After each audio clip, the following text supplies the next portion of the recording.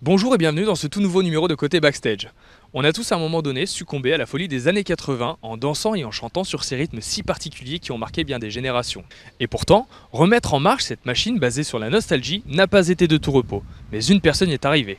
Olivier Keffer est l'un des premiers à avoir cru au potentiel de ces artistes parfois oubliés pour les remettre sur le devant de la scène lors de shows spectaculaires alors que personne n'y croyait. De son enfance à Blois où il a grandi, à ses premiers pas à la radio où il s'est fait ses premiers contacts, Olivier Keffer revient aujourd'hui sur son parcours, un reportage filmé et monté par Mehdi Daes. A tout de suite.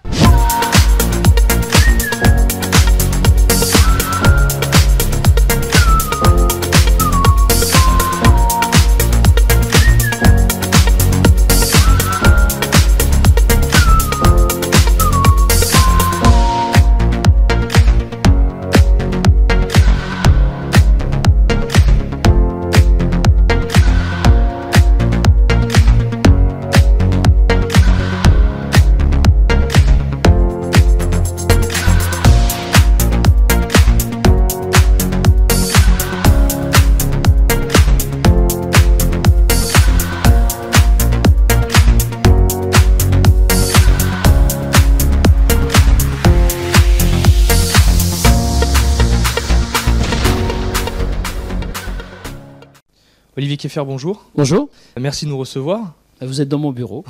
Merci, c'est gentil de nous accueillir. On va parler aujourd'hui de votre livre intitulé Mes étoiles 80, sorti en novembre dernier aux éditions Pygmalion. C'est ça. Livre dans lequel vous revenez sur votre parcours. Parcours qui au début était loin d'être gagné, mais qui finalement aujourd'hui sonne comme une belle revanche. Pas une revanche. J'ai la revanche sur rien. J'ai pas de concours et j'ai pas perdu un concours, gagné un concours. J'ai pas une revanche à prendre. J'ai fait un parcours de vie qui se voulait être du succès et plus que des échecs. Alors au départ, oui, on se bat, on se débène pour arriver à toucher notre rêve. Mais c'est ce qui s'est passé. J'ai un petit peu galéré, j'ai un petit peu cherché ma voie. Et puis j'ai eu l'idée un matin, en me levant, de construire dans ma tête ce qui est devenu RFM Party 80, puis Star 80. Mais il n'y a pas de revanche spécialement à prendre. D'accord. Pourquoi avoir décidé finalement d'écrire votre parcours dans un livre ? J'ai écrit ce bouquin parce que à la base, on me l'a demandé déjà il y a quelques années à la sortie du premier film Star 80. Mais j'avais pas grand-chose à raconter. Il s'était pas passé grand-chose entre le moment où on me l'a demandé et aujourd'hui. Et si j'ai décidé de le faire, c'est pour donner au public une véritable raison de se battre pour arriver à toucher le but qui appuie la vie. Et puis c'est un partage, les gens viennent voir ce spectacle, viennent s'éclater dans les salles, mais ils ont besoin de savoir peut-être aussi quelle est la recette du départ, comment ça a été fondé, créé, imaginé, pensé, avec les hauts et les bas, avec les moments forts, les moments un peu plus faibles. Et puis je suis rentré en conflit malheureusement avec Thomas Langman, que l'on connaît un petit peu plus maintenant vu ses déboires judiciaires qu'auparavant, parce que voilà, il n'a pas été très réglo sur les contrats, et que mon avocat et les gens qui me défendent ont souhaité que je fasse ce livre pour vraiment que le grand public connaissent la véritable histoire et pas ce que les journaux peuvent raconter et résumer. Donc voilà, c'est pour ça que je l'ai fait. D'accord. Donc vous êtes natif de Blois dans la Loire ? Loir-et-Cher. Loire-et-Cher. Vous viviez avec vos deux sœurs, vos parents ? Oui. Votre mère qui était, Ma mère, elle était secrétaire du vétérinaire. Ouais. Puis votre père qui travaillait dans un hôtel au départ, et puis après dans une caisse de retraite. Sur le papier, rien ne laissait penser que vous alliez faire votre carrière dans le spectacle. Ah non, sur le papier, rien du tout. Et finalement, voilà, depuis l'âge de tout petit, je pense que mon papa avait en lui des choses qui voulaient me transmettre une fibre artistique. Mais mon père m'a donné un petit peu le goût, sans le vouloir, au spectacle. Car quand j'étais gamin, il m'emmenait sur les tournages de séries télévisées comme les Arsène Lupin et surtout les Brigades du Tigre, parce que mon père était collectionneur de voitures anciennes, et le cinéma et la télévision lui louaient pour les films. Et tout petit, il m'emmenait, et quand on a 10 ans et qu'on est au milieu de ces acteurs, les Jean-Claude Brialy, les Jean-Claude Bouillon et compagnie, on devient très vite la petite mascotte. Et c'est vrai que ça m'a donné des étoiles plein les yeux et que j'avais dit je veux faire ça, quoi. Ouais, effectivement, on reviendra un petit peu plus tard sur ce sujet-là dans le reportage. Vous racontez qu'enfant vous aimiez déjà faire le show en imitant certains de vos artistes préférés. Ben oui, je n'ai pas hésité à chanter La Bonne du Curé de Annie Cordy quand j'étais tout petit. Tout petit. Ne me le demandez pas, je ne me souviens ni plus des paroles, plus du tout. Et puis je sais que le ridicule ne tue pas, mais enfin bon, quand même, on va pas. Patrick Sabatier et Michel Drucker, vous les imitiez ? Alors, c'est pas que je les imitais, j'étais fasciné par Sabatier et Drucker. C'est des gens que je voyais à la télé, qui me fascinaient. Ils étaient jeunes, beaux, ils avaient tout pour eux. Et je me disais, mais c'est ça, j'ai envie d'être eux. Donc je les imitais pas, je les enviais. C'est pas la même chose. Et oui, je présentais des spectacles, ça m'arrivait. Et bien sûr, on prend les codes. Puis surtout, à la télé, il n'y avait pas grand-chose à l'époque. Dans les années 70, il y avait 3 pauvres chaînes et 4 pauvres animateurs qui étaient là. Et c'était nos idoles. Aujourd'hui, il n'y a plus d'idoles parce qu'il y a trop de chaînes, il y a trop de choses qui envahissent nos tablettes, nos téléphones, nos télévisions. Mais oui, ils étaient là, ils étaient très peu à l'époque. Votre entourage, le fait de faire le show comme ça, il le voyait comment ? Bon, ma maman, elle ne voyait pas ça d'un très bon œil parce qu'elle se demandait pourquoi ça m'arrive à moi et pas aux autres. Mon père était par contre très fier parce que j'étais l'artiste de la famille. D'ailleurs, mon père m'a toujours appelé l'artiste depuis tout petit. Mon surnom était l'artiste. Et ma mère, elle me voyait prof d'histoire parce que j'étais un passionné de l'histoire et notamment de l'époque Renaissance. Je suis toujours passionné. En ce moment, je suis en train de lire la biographie d'Henri IV. Donc, vous voyez, c'est toujours dans la même veine. Mais j'étais passionné d'histoire et je passais mon temps au château de Blois où je faisais les visites avec les guides. Et parfois même, je les reprenais. Alors, ils n'étaient pas très contents parce qu'un gamin de 10 ans devant les touristes qui disaient « Mais non, vous n'avez pas, c'est pas comme ça ». Donc, c'était un peu la honte. Mais pareil, ils m'avaient adopté. Quand ils ne me voyaient pas pendant 3 jours, ils s'inquiétaient. Ils appelaient mes parents. Ils disaient « Qu'est-ce qui se passe ? Qu'est-ce qui arrive ?» Mais oui, moi, j'ai eu la chance, tout petit, de me passionner de cette période de la Renaissance, de François Ier jusqu'à Henri II, Henri III, etc. Et ça s'est passé chez moi à Blois. Et j'ai visité des choses du château que personne n'a vues à part la conservatrice et les guides, quoi, voilà. Autre chose qui vous fascine, donc, c'est de faire les shows. Qu'est-ce qui vous plaît dans cet univers ? Créer, la création du show, l'invention, se le mettre dans la tête, puis après sur le papier, puis après le voir en vrai.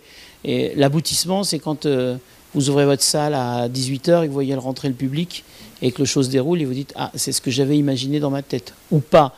Mais voilà, si c'est le ou pas, il faut que j'arrête ce métier parce que si on imagine des choses et qu'on joue pas la même chose, c'est pas pour faire ça. Mais la création, oui, savoir pourquoi telle chanson doit être avant l'autre, savoir pourquoi tel artiste n'a plus lieu d'être dans ce spectacle, savoir pourquoi le public n'a pas réagi sur tel chanteur, voilà, ça c'est ça qui est important. Se dire, tiens, pourquoi celui-là ça marche pas alors que c'est un tube. Et malheureusement, c'est arrivé. Des erreurs de casting, c'est arrivé. Ça peut arriver. Ouais. À 18 ans, vous poussez les portes d'une radio locale, la BBS, radio dans laquelle vous êtes animateur bénévole. Et là, vous voyez naître certaines carrières. Je pense à Mylène Farmer. Ah, bah alors ça, c'était très drôle. Alors, BBS a été très vite transformé par un autre nom, une autre radio, qui nous avait donné beaucoup de moyens parce que la radio était sponsorisée et payée, enfin tout était payé, par le Conseil général du Loir-et-Cher, qui avait beaucoup de sous à l'époque, parce que le Loir-et-Cher, c'est un département qui a beaucoup d'argent. Et ils avaient fait une radio, un petit Europe 1. D'ailleurs, les techniciens, le matériel, tout était européanisé d'Europe 1, enfin voilà. Et c'est vrai que j'étais très fier d'être animateur dans cette radio. Je faisais la matinale. Et pour l'anniversaire de la radio, on avait les maisons de disques qui commençaient à envoyer leurs artistes, parce que c'était devenu un phénomène, les radios libres, où il était très plaisant et facile de faire de la promotion. Donc, pour l'anniversaire de notre radio, on nous a envoyé 3 petits jeunes qui démarraient, Patrick Bruel, Marc Lavoine et Mylène Farmer, qui étaient toutes timides. Et voilà, aujourd'hui, quand on voit ce qu'ils sont devenus, c'est... Ouais, elle est toujours autant timide, Mylène Farmer. Oui, mais bon, elle est un peu plus inabordable. Elle était sympa, hein, vraiment, elle était là. Celui avec qui j'ai gardé des contacts et qui se souvient très bien de cette soirée. Alors, c'est très marrant parce que le temps a passé, il a vu beaucoup de choses, mais cette soirée, je ne sais pas pourquoi elle l'a marqué, c'est Marc Lavoine qui m'en parle à chaque fois. Et alors, la période radio, vous gardez quoi comme souvenir? C'est une sublime période, vraiment une très belle période. Malheureusement, j'étais encore dans la classe où il fallait faire son service national. Et ça m'a coupé un peu de cette radio puisque je suis parti. On en parlera, oui, sur le Je suis parti là-dessus et ça coupe un peu. Et c'est pour ça qu'aujourd'hui, quand j'entends que ça peut revenir, je trouve ça un peu dommage. Pendant que j'étais à Radio Val-de-Loire, la radio est contactée par une société qui s'appelait Ipsos. Et cette société venait d'inventer une petite révolution qui était la carte à puce que nous utilisons tous les jours. La carte bancaire, tout ça. C'est un Blésois qui l'a inventé. Et il fallait faire un lancement, donc ils ont appelé la radio en disant il nous faut un énorme show. Et là, on me dit tu vas co-présenter ce spectacle avec Michel Drucker, mon idole de l'époque.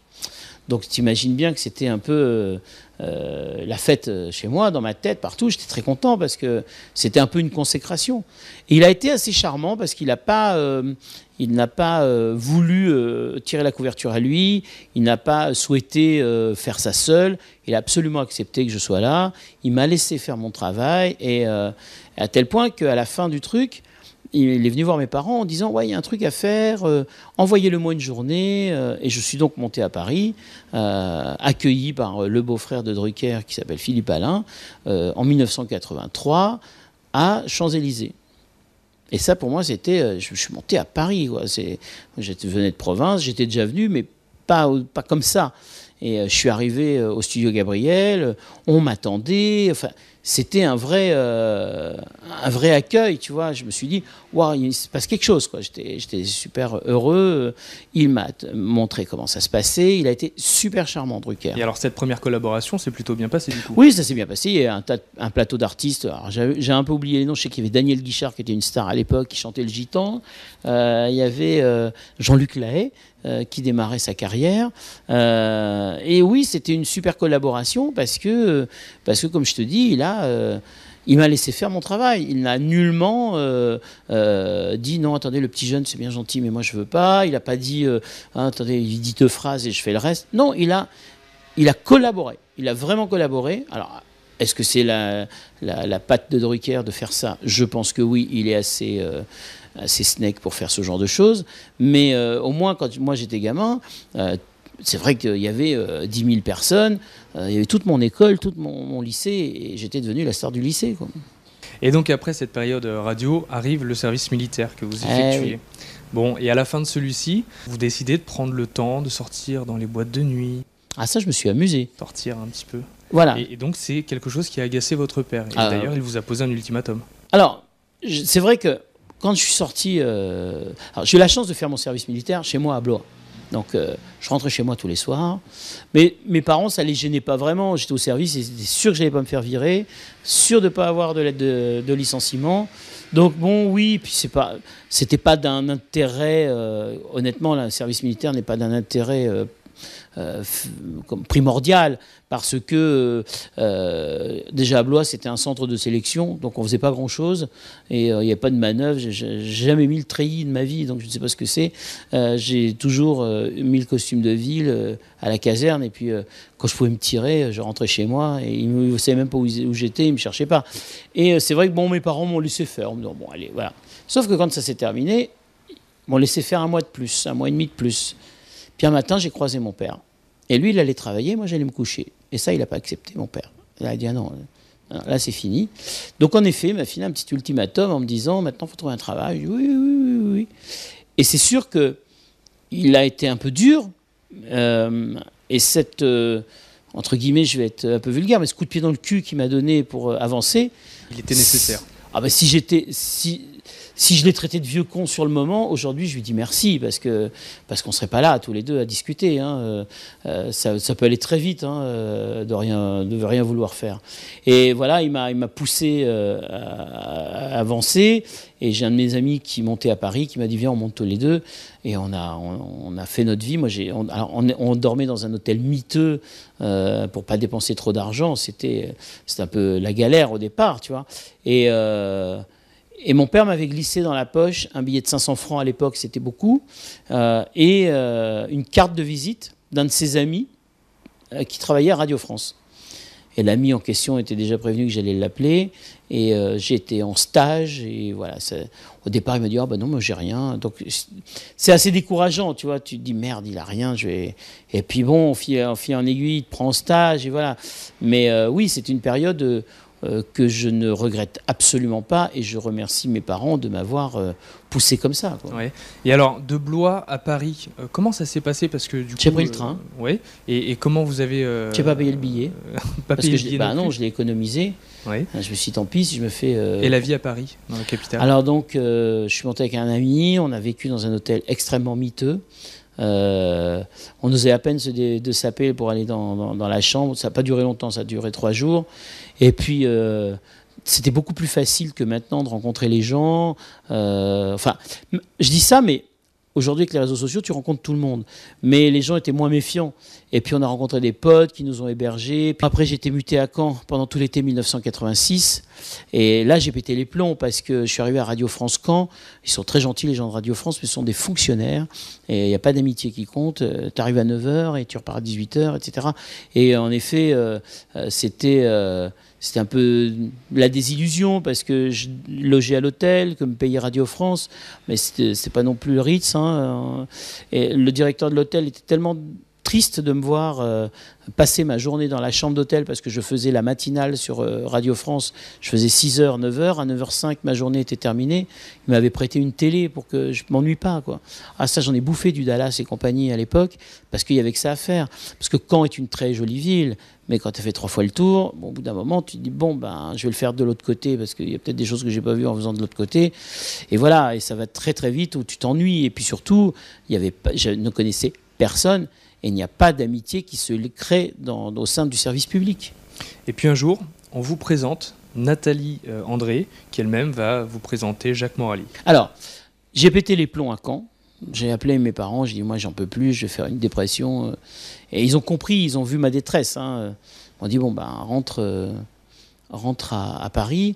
Et je suis retourné chez mon ami avec qui je suis monté, qui avait pris un appartement. On était à Suresnes.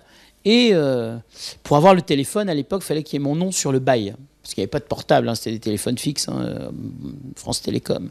Et donc j'ai appelé le propriétaire, je me suis fait rajouter sur le bail. Et le propriétaire me dit « Ah mais vous faites quoi ?» Je dis « Je travaillais dans la radio. » Il me dit « Oh, bah, c'est marrant, votre voisine d'à côté, elle travaille dans une radio qui s'appelle Énergie. Oui, c'est ça. Ah bah, attendez, je vais la présenter. » Donc moi, très gêné d'être sur le palier et de dire non mais monsieur, c'est bon, vous n'avez pas frappé à sa porte. Et le mec, il avait déjà frappé. Et Nathalie André, sortie de son appartement, c'était ma voisine, on a vécu 2 ans côte à côte. J'ai dormi au même étage que Nathalie André, qui était devenue productrice sur la 5 à l'époque, avec une émission de Childéric Muller, un animateur tout roux, qui n'est plus du tout animateur aujourd'hui, qui est homme politique. Et Nathalie me dit, écoute, voilà, j'ai un ami qui est producteur, c'est le producteur des Village People, il cherche quelqu'un, à défaut de faire de la radio, va bosser avec lui, quoi. Et je me suis retrouvé chez Jacques Morali pour les Village People et Love Amour. Et donc vous avez fait du management d'artistes? Alors j'ai pas tout de suite commencé à faire du management, hein. J'ai fait la boniche, hein.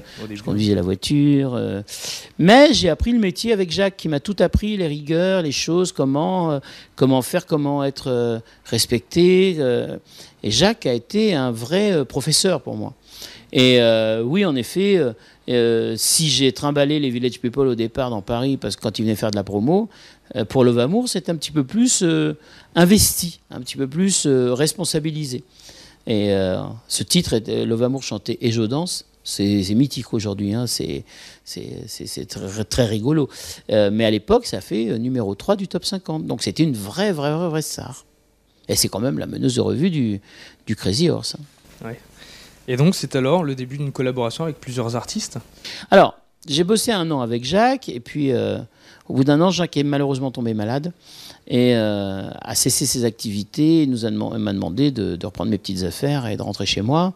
J'étais très malheureux, très triste, parce que le jour où je suis parti, je ne l'ai pas revu. Et j'ai même appris sa mort par un truc mais vraiment monstrueux. Quelqu'un m'a glissé un mot sous ma porte en me disant Jacques Morelli est mort.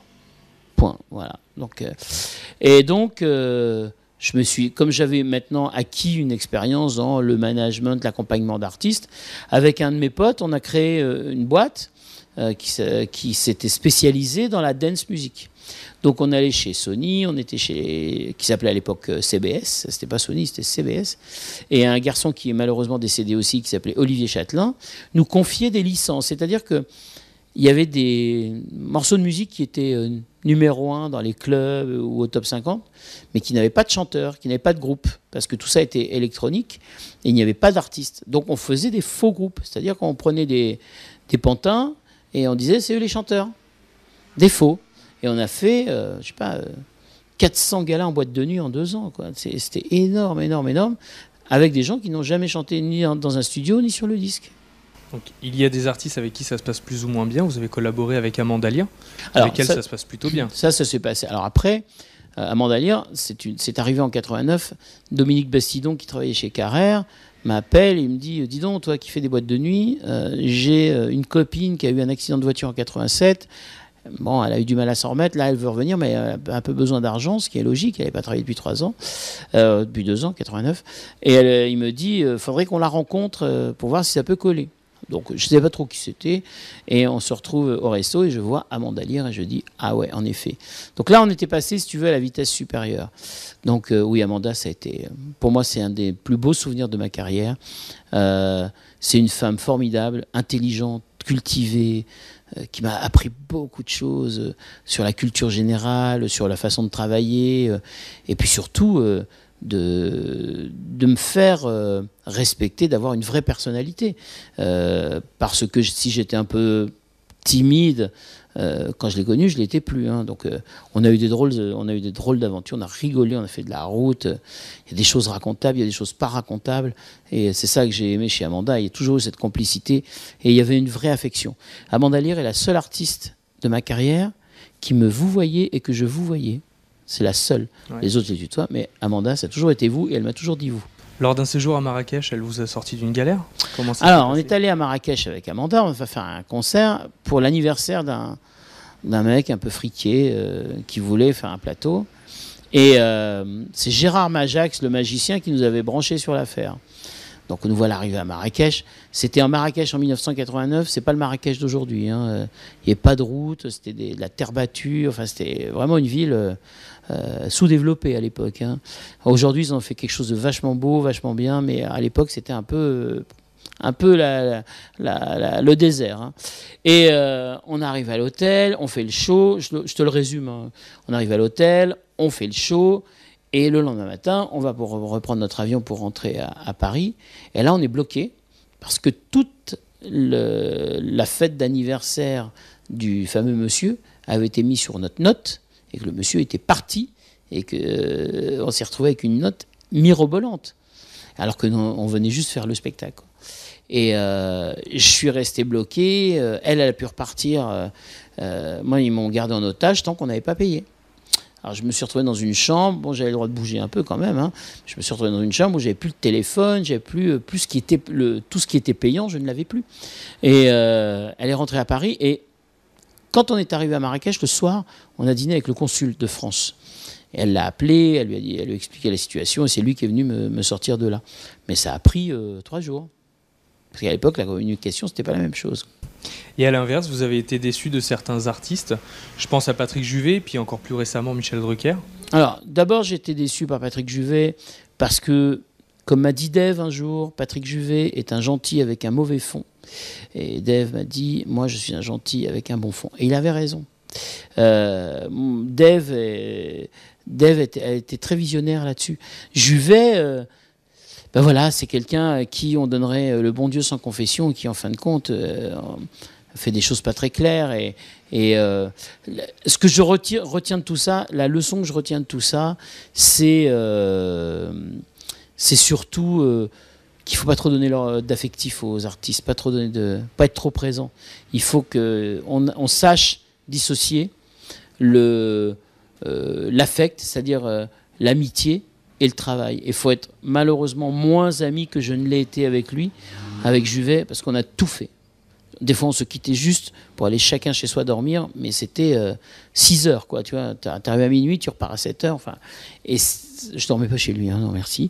Mais voilà, c'est ça qui était un peu, entre guillemets, le mauvais côté de l'affaire. Voilà, c'est le côté affect où tout le monde en profite, et surtout les artistes.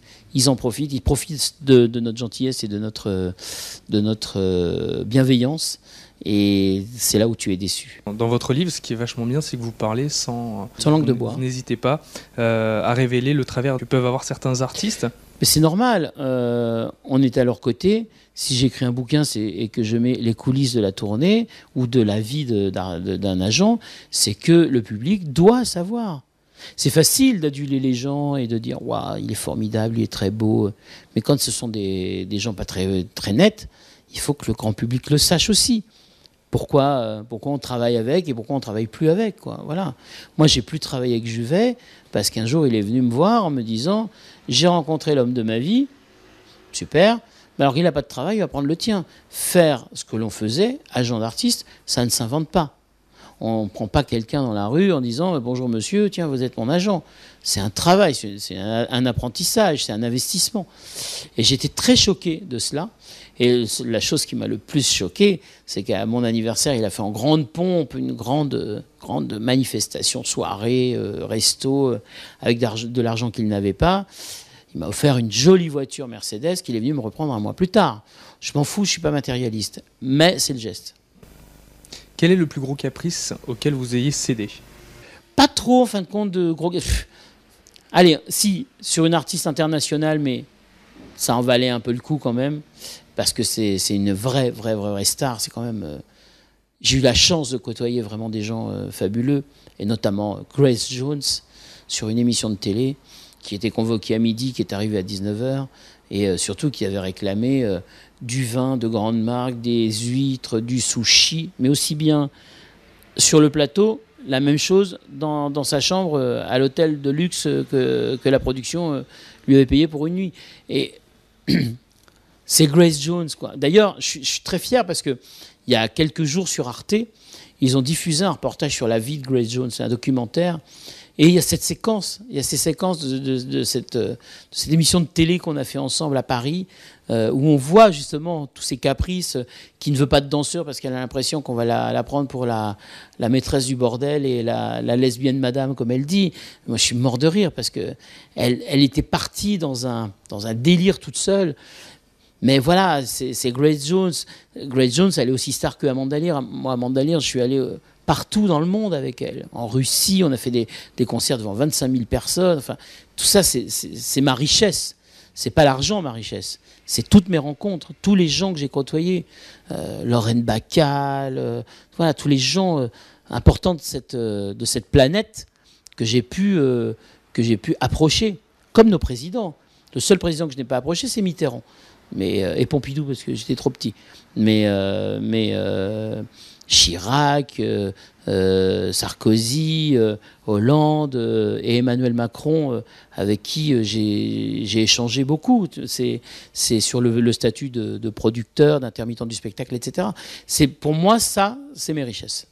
Vous êtes occupé de pas mal d'artistes, par exemple Plastique Bertrand, Gérard Blanc, oui. Désirless et d'autres. Vous êtes aussi passé par la case télé-réalité en vous occupant de Loana. Oui, parce qu'apparemment, je me suis occupé des artistes un peu du passé parce que personne s'en occupait. Et je me suis dit, tiens, il y a un créneau. Tous ces artistes qui n'ont plus d'agents, plus de maison de disques, qui sont livrés à eux-mêmes, il y a un créneau à prendre et il ne faut pas les abandonner.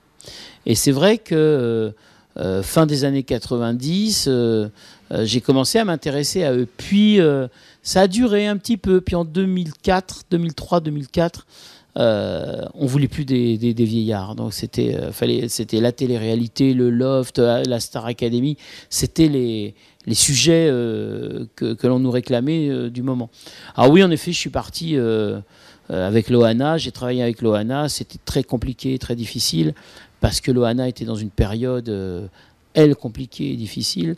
J'ai bossé avec pas mal de gens de la Star Academy, dont un jeune chanteur que j'ai vu là, qui venait de faire Dirty Dancing, qui s'appelle Jérémy Hamelin. On a fait pas mal de concerts et de choses comme ça. Et puis plus récemment, Kenji Girac. Alors, Kenji, c'est autre chose. Comme tu peux le voir ici, j'ai mon badge de The Voice.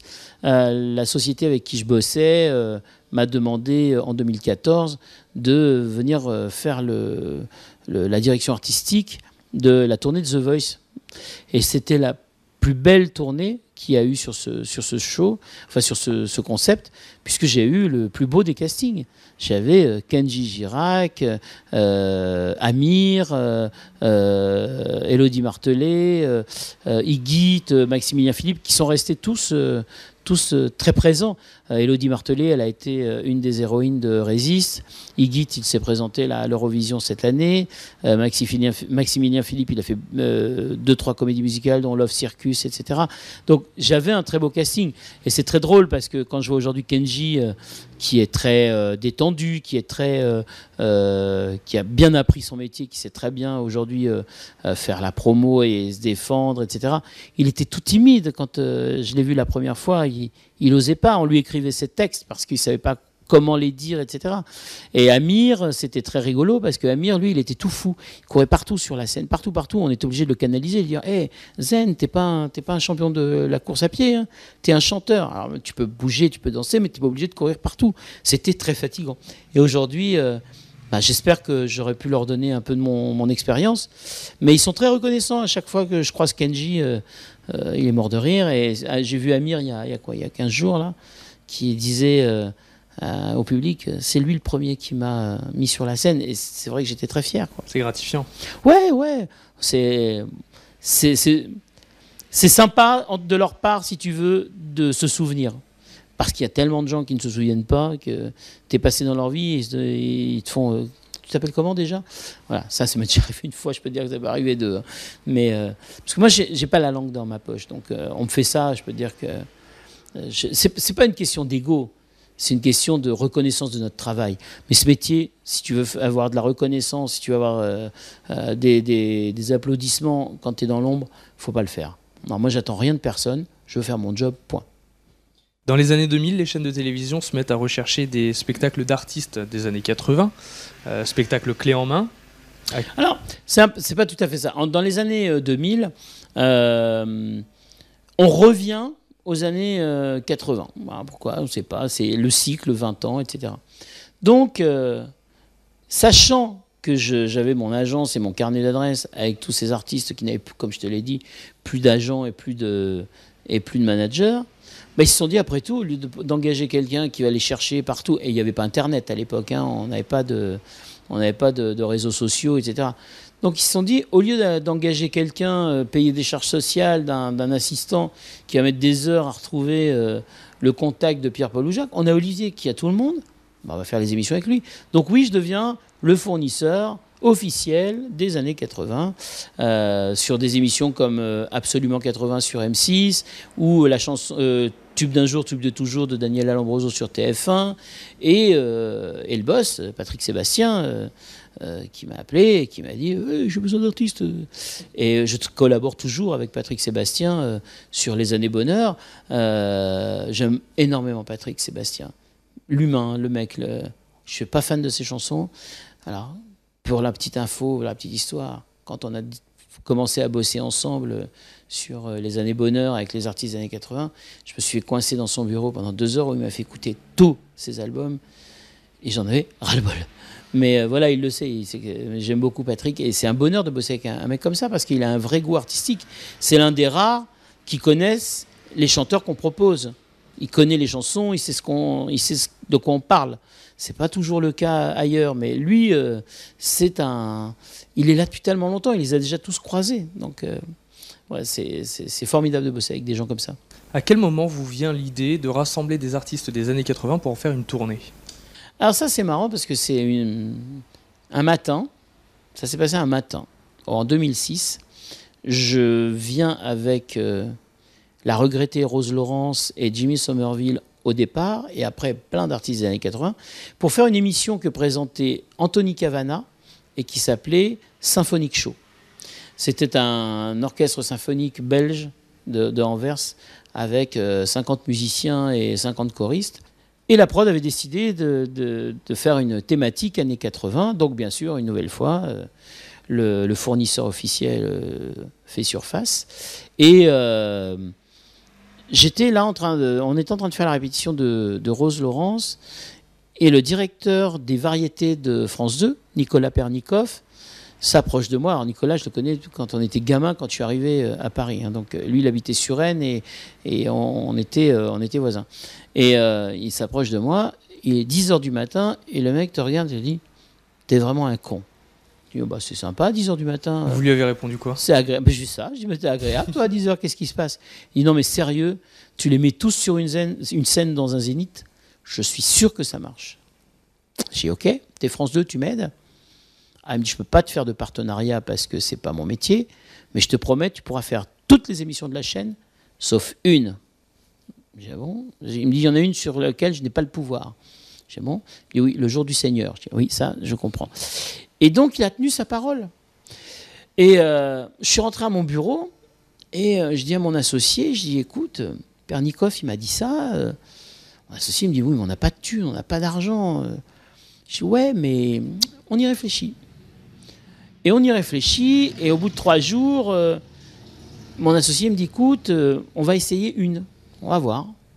On va faire le Zénith de Lille, on va voir ce que ça donne. Je l'ai réservé, c'est des copains, donc ils ne nous font pas payer le Zénith, sauf si ça marche. » Et il me dit « Essayons. » Donc on commence à faire le casting. Alors lui, il voulait absolument qu'il y ait Cookie Dingler avec Femme libérée. Ça, il fallait absolument qu'il soit là. C'est très emblématique des années 80. Moi, je voulais Jimmy Somerville, parce que c'est pareil, très emblématique des années 80. Et puis, on a construit comme ça avec ceux avec qui on travaillait déjà. Les Irles, Madère, Rose Laurence, Jean Schultes, tout ça, on travaillait avec eux. Le premier à qui j'ai parlé de l'éventualité de la tournée, c'est Jean-Pierre Madère. On était en voiture, nous allions faire un concert à Auxerre, je me souviens très bien. C'est un concert dont il partageait l'affiche avec Rose Laurence. Et je dis à Madère dans la voiture, je dis, tu sais Jean-Pierre, on est en train de réfléchir à ça. Je dis, oh là là, vous êtes fou, vous y croyez, vous croyez, machin. Je dis, ouais, on est en train d'y réfléchir, bien sûr tu seras dessus. Surtout, tu le dis à personne. T'inquiète pas, je le dis à personne. 1 heure après, Rose Laurence arrive, dis donc, il paraît que tu montes une tournée années 80. Je dis, ah, tu veux faire une information, t'appelles Madère. Et c'est comme ça que ça s'est un peu construit. Mais après, il fallait trouver le pognon. Donc, on s'est fait jeter de partout, les banques, partout nous ont jetés. Comment vous avez réussi à les convaincre, du coup? Ah, on n'a pas convaincu les banques. On n'a rien convaincu du tout. Hugues a mis sa maison en hypothèque, comme c'est raconté dans le film 1. Et moi, j'ai fait des chèques en bois. Parce qu'il fallait non seulement convaincre les banques, mais les différents dirigeants de Zénith. Bah, pour le moment, on avait qu'un seul. Hein. Il n'y avait que le Zénith de Lille et qu'on ne payait pas. Mais il fallait quand même... tu sais, on était des jeunes producteurs, les prestataires ne nous faisaient pas confiance, ils ne savaient pas qui on était, ils n'allaient pas venir comme ça en disant « Tiens, bah oui, vous paierez quand vous aurez fini ». Donc il fallait payer des acomptes sur le son, la lumière, le catering, enfin tout ce qui est important pour une tournée, tu vois, le bus. Donc il fallait un peu d'argent. Et moi, j'ai fait des chèques en bois et Hugues a hypothéqué sa maison. Et ma banquière, elle y a cru, elle. Mais elle n'était que directrice d'agence, elle n'était pas la grande chef. Mais elle a payé mes chèques. Et elle a failli se faire virer à cause de moi, parce que justement, elle payait des chèques d'un mec qui n'avait aucune solvabilité possible, enfin, qui n'avait pas de caution. Et 4 jours avant, j'ai été convoqué par le grand directeur de ma banque à l'époque, qui me dit « C'est un scandale, vous n'avez pas le droit, vous faites des chèques avec notre argent, machin truc ». Et heureusement, c'est 4 jours avant, je lui ai montré qu'on avait bien rempli la salle et il était plutôt confiant après. Mais entre-temps, j'ai dit à Hugues, tu sais, c'est dommage, on va louer du matériel, on va faire qu'une date, il y a peut-être un problème, il faudrait peut-être quand même qu'on ait des petits sponsors, quoi, au moins des partenariats médias. Donc, notre présentateur de l'époque était Laurent Petit-Guillaume, qui travaillait sur RTL, et qui me dit « Tu appelles de ma part la responsable de du partenariat. Donc j'appelle cette femme qui nous reçoit sans sourire et sans saveur et qui nous dit mais non, c'est pas pour nous, ça ne nous intéresse pas. Je dis mais madame, vous êtes en train de passer Image en ce moment, donc c'est ah oui mais non, ça c'est une erreur une erreur de programmation, on joue pas ça, ça nous intéresse pas. Bon, depuis elle s'est fait virer, hein. RTL ils ont très mal vécu le truc et je voulais pas nostalgie parce que le mot nostalgie nous traînait vers le bas, tu vois, les vieux chanteurs, la nostalgie. Donc, et en voiture, j'entends le slogan de RFM, la radio des années 80 à nos jours. Ben, je dis voilà, c'est là où il faut qu'on aille. Donc je ne connaissais personne à RFM. J'ai trouvé le nom du garçon qui s'occupait du partenariat en passant des coups de fil au standard, enfin, en faisant un peu le margoulin et j'ai réussi à avoir son nom. J'obtiens un rendez-vous, nous y allons et dans ce bureau, il y avait 3 personnes. Il y avait lui, il y avait le directeur de RFM, Bruno Dubois, qui aujourd'hui est le grand directeur de Sud Radio, et Jérôme Langlais, qui est devenu le grand directeur de tous les spectacles du groupe Lagardère, et qui nous dit, bon voilà, alors vous faites quoi? Lille, d'accord, vous voulez quoi? Notre logo en bas, 10 spots sur Lille, voilà, on part comme ça. Et les RFM sont dans les locaux d'Europe 1, donc on descend, on se retrouve dans le hall d'Europe 1, et là mon portable ressonne, donc je réponds. Et j'entends Jérôme Langlais qui me dit « Vous êtes loin, là ?» On est dans le hall d'Europe 1. « Remontez. » On fait le demi-tour, on remonte. Et là, il y a une personne supplémentaire. Et c'était Christophe Sabot, qui aujourd'hui est le directeur général de toutes les productions de C8. Christophe Sabot qui me dit « Je suis Christophe Sabot, je suis le patron de toutes les radios ici, de tout. Donc vous oubliez le rendez-vous d'avant, tant pis, vous avez perdu 1 heure, mais c'est pas grave. Et maintenant, on va faire 4 dates, dont une à Paris. C'est nous qui prenons en main le titre, on s'appellera RFM Partie 80, et on va vous mettre pour 1 million d'euros de spots publicitaires, c'est énorme, hein. Et on va faire ensemble la plus grosse tournée qui n'existera pas dans ces 10 prochaines années. Donc bien évidemment, vous en avez parlé aux artistes. Comment est-ce qu'ils l'ont accueilli, ce projet? Donc on a parlé aux artistes qui étaient un peu frileux, qui avaient peur, pas pour eux, pour nous. Pour eux, ils s'en foutaient, si tu veux. Si on se cassait la gueule, ben, ils feraient autre chose. Et Madère avait décrété avec les autres en disant, voilà, on ne leur demande pas d'argent avant de partir. Si c'est rempli, on leur demande de nous payer nos cachets. Si c'est vide, on leur fait cadeau de nos cachets. Ça, j'avais trouvé ça très classe. Mais c'est Jean-Pierre Madère, un homme très classe. Et ils étaient, bon, oui, ils étaient contents, mais pas plus que ça au départ, puisque pour eux, c'était ce qu'on appelle le gala amélioré, quoi. Tu vois, bon, ben voilà, ils viennent faire un gala, qu'ils aillent faire un gala sur la place publique à Montargis ou dans le Zénith. Pour eux, c'était un peu la même chose. Ce ne l'était plus le soir, où ça a été le premier show, où ils ont vu un Zénith archi blindé, archi survolté. Là, pour eux, ils se sont dit, il se passe quelque chose. Et il s'est passé quelque chose. Alors certains artistes, on le sait, ils ont un caractère bien trempé. Ça s'est bien passé entre eux? Ah oui, ça s'est très bien passé au départ, ça se passe mieux que maintenant. Parce que maintenant, pour certains, la tournée est plus forte que lorsqu'ils avaient du succès dans les années 80, que l'ego a repris et que ce n'est plus de l'artistique qui est proposé au public. Ce n'est qu'une guerre d'ego d'artistes qui font des sourires mais qui s'aiment pas parce que l'un fait 4 chansons, l'autre en fait 3, etc. Et puis surtout qui sont pas au même niveau dans leur tête. Un Jean-Luc Lahaye a attiré l'attention de le public, ou Sabrina, plus que Cookie Dingler par exemple, ou un autre, ou plus que, je sais pas, que Léopold Nord, mais voilà. Et oui, il y a une petite guerre d'ego. Mais à l'époque, oui, c'était très fraternel, t'imagines. On partait dans le bus. C'est une colonie de vacances. Ils étaient super heureux. Toutes les dates qu'on a commencé à faire, ils étaient super heureux. Ils faisaient le tour de Zénith où ils n'avaient jamais mis les pieds. Oui, c'était formidable. Pour eux, aujourd'hui, c'est de la routine. Ils traînent la patte. Ils font, faut y aller, quoi. Donc d'une date, on passe à 4 dates prévues. Oui. Voilà, dont une à Paris. Alors, celle qui était prévue, Lille, est passée la dernière. Et on a commencé par Paris, Toulouse, Montpellier et Lille la semaine suivante. Comment est-ce que vous faisiez pour gérer tous ces spectacles? Parce que c'est quand même des spectacles d'une ampleur différente, des galas, plateaux télé, ce que vous faisiez avant. Bah là, on s'est entouré. d'une équipe, d'un directeur de prod. Là, on a vraiment fait de la prod. C'était plus le gala où on partait dans la 4L. Non, là, il y avait une vraie équipe qui était constituée, un directeur de prod, un directeur technique. On avait une cinquantaine de techniciens que l'on avait engagés. Donc, c'est là où ça commençait à coûter cher.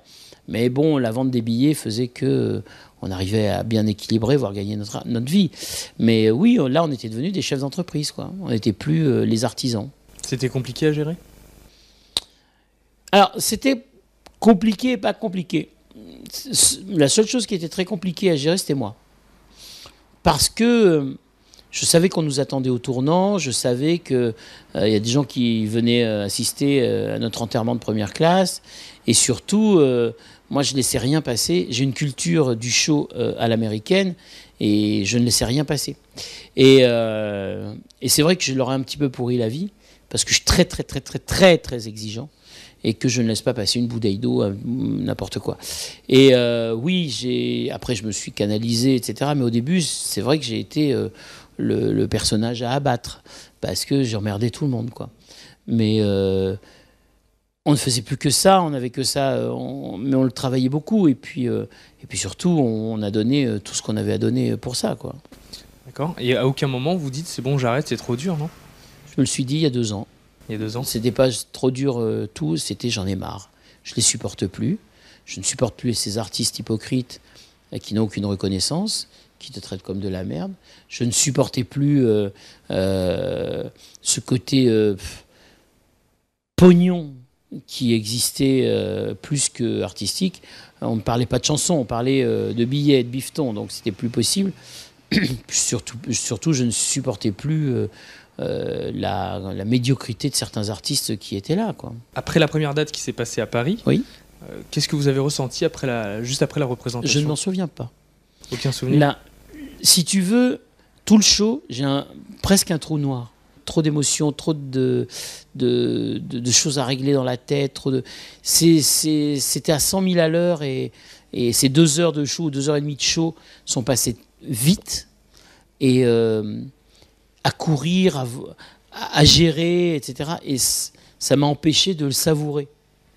Je me souviens qu'après le show, je me suis assis dans le bureau et j'étais perdu. Parce que, voilà, l'adrénaline du premier show est retombée. Ça s'était pas trop mal passé. On a fait tout ça sans répétition, puisque le Zénith ne pouvait pas nous accueillir pour répéter, etc. On a fait tout ça un peu à l'aveugle. Mais ça s'est quand même pas trop mal passé. Mais on revenait de loin. Hein. On revenait de loin. Le deuxième et le troisième show, ça n'a pas été la même chose parce qu'on avait déjà vécu. Donc on n'avait plus la surprise. On savait ce qui nous attendait. Même si la veille, ça avait été un peu improvisé, on a un petit peu photocopié ce qu'on avait eu le premier soir, quoi. Mais ça reste quand même très, très, très émouvant, ces 4 premiers shows, parce que ce sont ceux qui restent le plus dans ma tête. Le public. C'est marrant, il y a des shows qui ont marqué, d'autres qui n'ont pas marqué, mais ces 4-là m'ont énormément marqué. C'était les premiers, quoi. Tu vois, celui de Paris, il y avait tout le métier, tout le show business était là. Parce que la veille, personne ne voulait venir. C'est ringard, has-been, machin. Et le jour du show, le matin, on a eu une première page sans que personne ne sache ce qu'on allait faire. Hein. Personne. Hein. Même moi, je ne savais pas ce qu'on allait faire. Personne. Et le Parisien a titré le triomphe des années 80. Donc là, tu as une énorme pression. Et quand les gens du métier ont vu ça, ils ont tous voulu venir. Ils ont tous voulu venir voir notre dégringolade. Il y a des gens donc du showbiz, hein, ces gens-là, ils venaient pour tirés du milieu du showbiz, qui vous prenaient pas du tout au sérieux au départ. Pas du tout, ils venaient nous voir se casser la gueule. Et qu'est-ce que ça vous a fait de voir cette réussite finalement? Je leur ai souri gentiment au visage en disant « C'était bien, hein ?» Qu'est-ce que tu veux qu'ils répondent? Je savais qu'ils venaient pour nous démolir. Je les voyais, je l'entendais, je savais qu'on me disait « Oh là là, ça va être quelque chose, leur truc. Oh là là, ça va être un gars. Oh là, attends, faut qu'on aille voir ça. » Puis quand le soir, il y a eu le show et qu'ils étaient debout, hystéros sur les fauteuils du Zénith, je les avais repérés un peu, hein, qui venaient nous dire « Oh, c'était génial. » Je disais « C'était bien, hein. » Tu vois, genre, tu voulais me tuer, mais bon. Quel est le souvenir que vous avez gardé de ces 9 années? J'ai plein de souvenirs. Le premier Stade de France, très émouvant. Très, très émouvant, où Jeanne Masse ne pouvait pas chanter, tellement elle était submergée par l'émotion. La musique tournait, elle était scotchée, elle ne pouvait pas. Je pense qu'elle n'avait jamais eu autant de monde devant elle. Il y avait quand même 53 000 personnes. 53 000 là, qui rôdaient. Et je pense qu'elle a été saisie, elle ne s'y attendait pas. Et elle est montée sur scène, et la musique tournait comme ça, elle était perdue. Et on a arrêté la musique, elle s'est reprise, et elle est repartie. Mais c'était... Waouh, ça, c'était très émouvant. C'était la seule ? Tous. Cookie Dingler qui pleurait à la fin de Femme libérée quand il a entendu. Tu vois, c'est marrant, on en reparle, j'ai les larmes aux yeux parce que ça me remonte à la surface. Cookie Dingler qui chantait Femme libérée, et à la fin de la chanson, 53 000 personnes reprennent le refrain. Il ne pouvait plus chanter, il était là, il pleurait. Enfin, c'était des beaux moments. Le deuxième Stade de France, c'était pas la même chose. Hein. Pas du tout. Pas du tout la même chose. Ils n'en avaient plus rien à foutre, ils venaient chercher leur pognon. Il n'y avait pas d'émotion, il n'y avait pas de. Il y avait plus cette petite flamme qu'ils avaient dès le début, quoi. Le succès de la tournée fait qu'un film a été réalisé en 2012, inspiré de votre parcours. Ce film s'intitule Star 80, dont votre propre rôle joué par Patrick Timsit. Oui, vous imaginez la chance. Quand j'étais gamin, donc quand j'avais 20 ans, tout le monde trouvait que je ressemblais à Timsit. Tout le monde trouvait que j'étais le même personnage, aussi foufou, machin. Ça a été très accentué dans le film Pédale douce, où il jouait ce rôle, et tout le monde disait ah là là, on dirait toi de temps en temps. Enfin, c'était très drôle. Et quand j'ai fait le reportage pour faire la promotion du Stade de France, Thomas Langman était chez lui, il a appelé son associé Emmanuel Montama en disant putain regarde sur TF1 il y a un reportage, 2 mecs là qui sortent de nulle part, qui font un truc dément, c'est un sujet de film, regarde. Et donc oui, ils ont trouvé que notre histoire était rigolote et populaire, et c'est là où Thomas m'a cherché, il m'a trouvé, hein, parce qu'on n'est pas difficile à trouver, et qui me dit bonjour, je suis Thomas Langman, vous me connaissez? Et je dis oui, bien sûr. Je veux vous voir, c'est urgent. Bon, bah, je prends mon agenda, je dis alors quand est-ce que... Ah, non, mais là vous sortez de votre bureau, prenez un taxi, vous venez tout de suite, je veux vous voir. Donc je vais voir, je dis, Hugues, mon associé, je dis il y a Langman qui veut nous voir, faut qu'on y aille. Hugues me dit mais qu'est-ce que c'est que cette histoire, tu vois? Et TF1 m'avait appelé en me disant Langman vous cherche. Donc il y avait, tu vois, un projet. Et on arrive chez Thomas Langman, pas très loin d'ici, et il était dans le couloir de son bureau, et il me voit, il me fait oui, c'est vous, je vous ai vu à la télé. Oui, je veux faire un film sur vous. Là, tu te retournes, tu dis sur qui? Bah, sur vous. Et là, tu te dis, c'est quoi ce délire, tu vois? C'est quoi cette histoire? Et on est parti de là, et ni Hugues ni moi n'en avons parlé à nos familles. On ne voulait pas passer pour des mythos. Et puis on s'est surtout dit que c'était la démence d'un producteur un peu volubile, et que dans 3 jours, ça lui passerait. Sauf que ça ne lui est pas passé. Et on s'est vu plusieurs fois. Et puis malheureusement, nous nous sommes séparés avec Hugues, parce que Hugues a eu peur par un moment de cette tournée qui commençait à prendre beaucoup d'importance, et qui, étant lui le financier de l'histoire, enfin l'homme des sous, Hugues était l'homme des sous de l'histoire, et il a eu peur pour sa vie, pour sa famille, donc on a décidé de vendre en 2010. Mais j'ai continué le film, et on s'est séparés avec Hugues, et Langman m'a proposé de m'émerger dans un bureau dans ses locaux, et c'est là où moi j'ai pu continuer l'histoire du film et la façon de le gérer. Et au départ, le casting devait être José Garcia et Cadmerade. Mais l'agent de Cadmerade, alors c'était annoncé partout dans la presse, et l'agent de Cadmerade s'est un peu fâché parce qu'il n'avait rien de signé. Et José Garcia a refusé de me rencontrer sur un plateau de télé, justement parce que c'était pas signé. Il m'a dit non, mais je veux pas vous rencontrer, ça m'intéresse pas, machin. Donc j'étais un petit peu vexé, tu vois. Je me suis dit putain, merde, ça va quoi. Et après, Langman est revenu en me disant ça va être réalisé par comment il s'appelle ce réalisateur, le réalisateur de H, et il veut Franck Dubosc. Et puis après, il est venu me voir en me disant non, ça va être réalisé encore par un autre, et le casting sera Patrick Timsit et Richard Anconina. Et un après-midi, vers 16h, un coup de fil, et Langman me dit tu peux monter. Et là, je suis rentré dans le bureau, le fameux bureau où il m'a dit c'est vous que j'ai vu à la télé, etc. Et il y avait Richard et Patrick, et Patrick m'a dit donc Je suis toi et tu es moi. Voilà. Et j'ai gardé énormément de contact avec Patrick Timsit, qui est pour moi un frère. C'est quelqu'un que j'aime énormément, toujours présent, toujours là. Un petit peu moins avec Richard, mais moins d'affinité. Mais Patrick est très important. On s'est croisés plein de fois à New York et partout parce que c'est un mec formidable. Et qu'est-ce que ça fait de voir une partie de sa vie sur le grand écran ?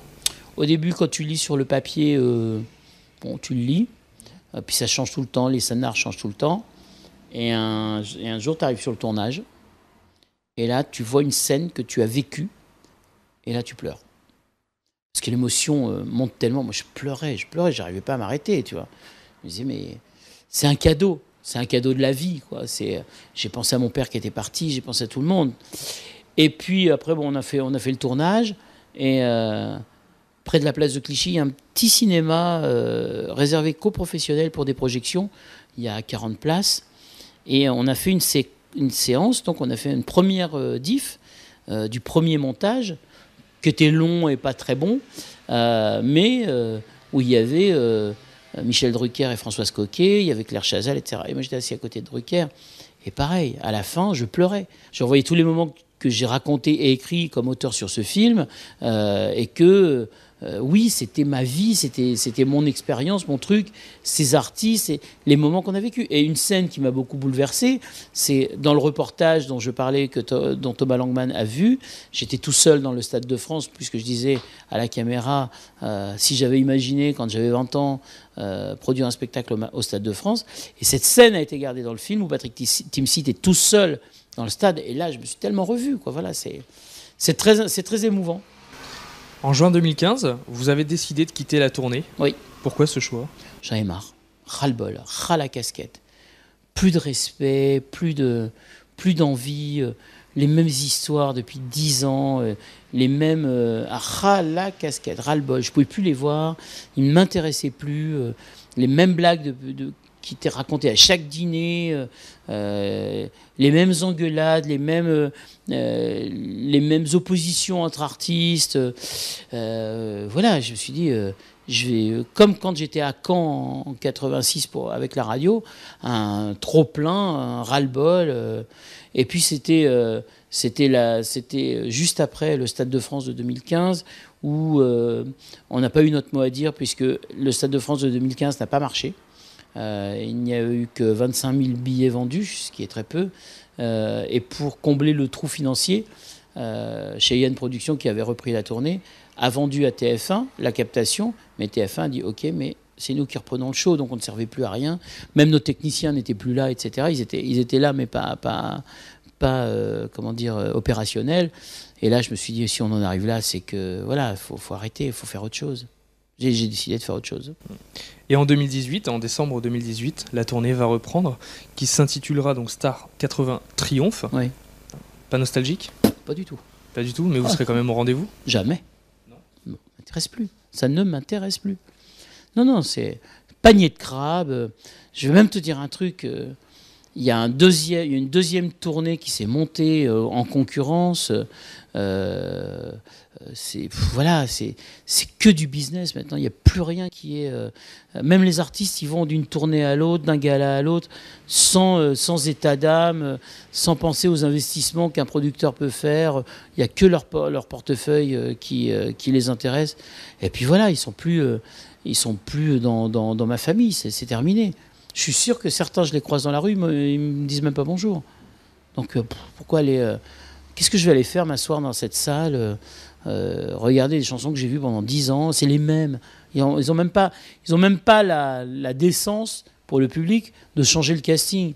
On dirait qu'il y a ces 15-là qui ont fait les années 80 et point. Mais non, il y en a plein d'autres.